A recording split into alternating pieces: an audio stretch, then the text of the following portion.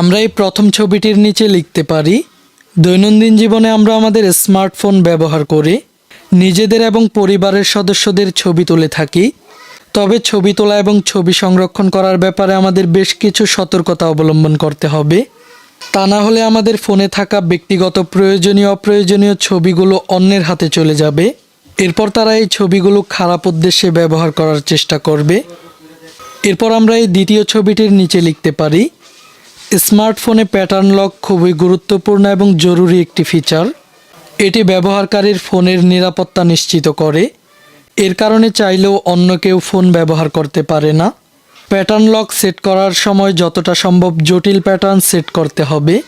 আর lock খোলার ক্ষেত্রেও খেয়াল রাখতে হবে যাতে করে অন্য কেউ দেখতে না পারে। এতে করে ফোনের ভিতরে থাকা ব্যক্তিগত তথ্য নিরাপদ থাকবে।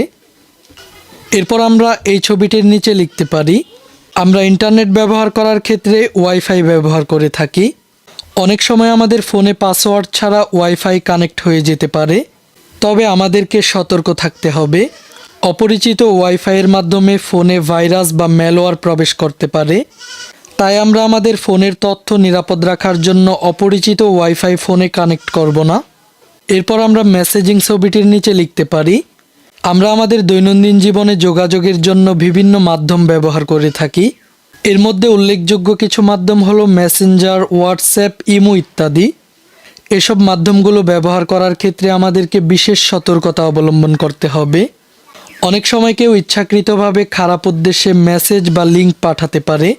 আমাদেরকে এসব মেসেজ বা লিঙ্ক এড়িয়ে চলতে হবে।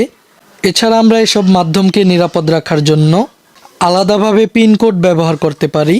আচ্ছা, ঠিক আছে। Bye bye, tata, good bye, Gaya.